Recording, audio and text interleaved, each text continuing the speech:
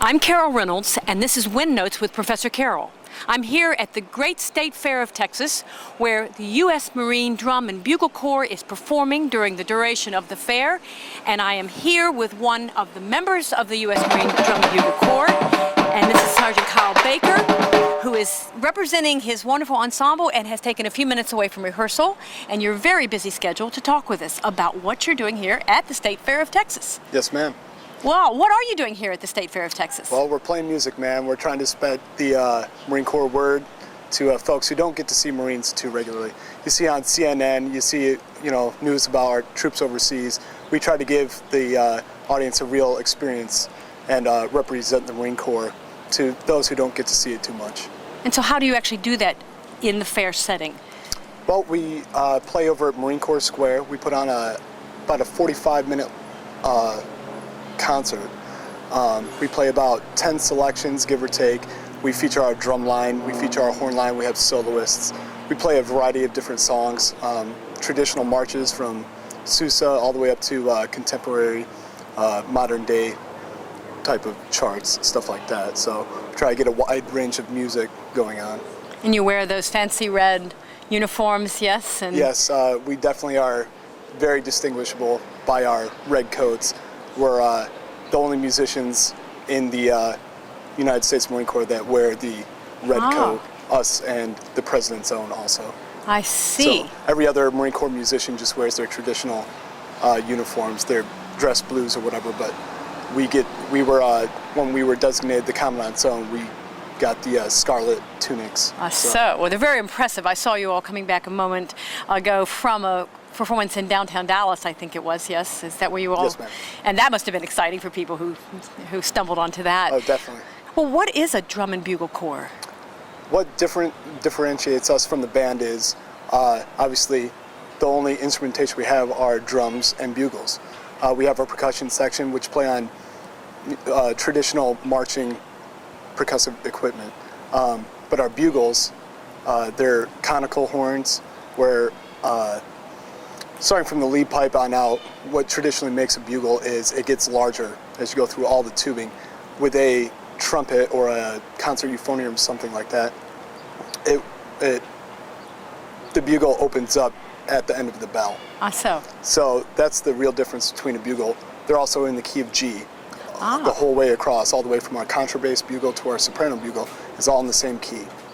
So that's what really differentiates us. And we obviously still stick with the two-valve instruments. So just kind of gives us a little differentiation between us and the band field or the President's Own, something like that. We obviously have no woodwinds or anything like that. It's all brass bugles. So you can make quite a bit of racket when you want to, yes? Yes, they can definitely get quite loud. That's great, gets everyone's attention. Yes. Well, do you mind telling me your background? How does someone end up in this ensemble?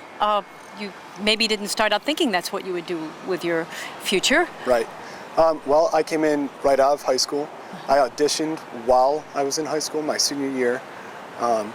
They had a recruiter come out,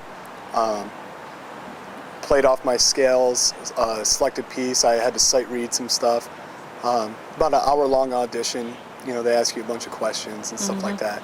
I personally did drum and bugle corps as a civilian all the way through high school up in New York.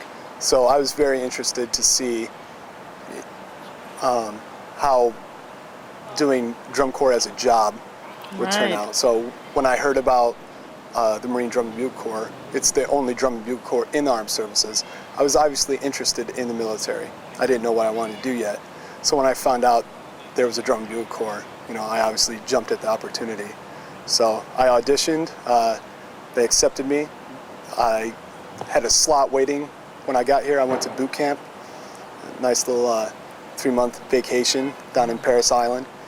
Went through Marine Corps combat training in North Carolina, and then I reported to Washington, D.C. for duty. My goodness. That's a lot of things to happen. You mentioned that you were from, I believe, a small town when we were speaking a moment ago. Yes, very, very small town. I graduated with about 40 other kids, so no one had any interest in drum and bugle corps or anything like that. So I was kind of the odd man out. And suddenly you were surrounded by people with like minds and very happy about it, I bet. Yes, very much. Where do you go and what do you all do as part of your mission? Well, our mission is simply to spread the goodwill of the Marine Corps. We come down here to the State Fair for about 3 weeks, give or take. We do almost a 2-month-long tour of the West Coast. We travel all over the continental United States throughout the year, supporting different venues, things like this, obviously, wherever we can get a big crowd, do a lot of recruiting for the Marine Corps.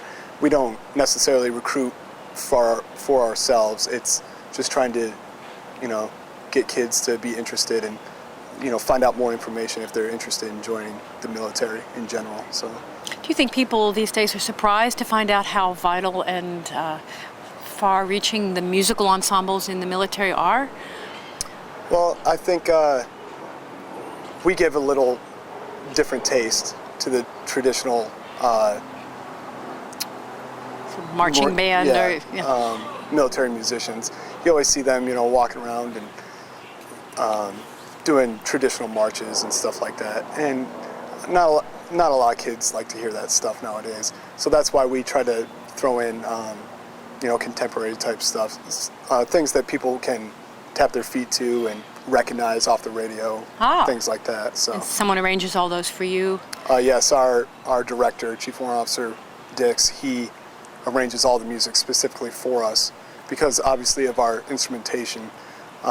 He has to go through all the scores, get all the copyrights and everything, but then he has to arrange every piece specifically for our unit. So during the day you get up, you practice, you march, you perform, it's pretty much music 24/7? Most of the time. We also we have our Marine Corps obligations such as rifle range and martial arts training, PT, physical training, stuff like that. We have to do everything that every other Marine does in the Marine Corps. On top of that, they have their specific jobs. Our job is to play music. Play music. And that's probably what you hoped and dreamed you'd be able to do when you were coming up. Definitely. Well, you've done it in a grand way, and you're here at the State Fair. Are you all be able to see any of the fair or eat those crazy fried Snickers?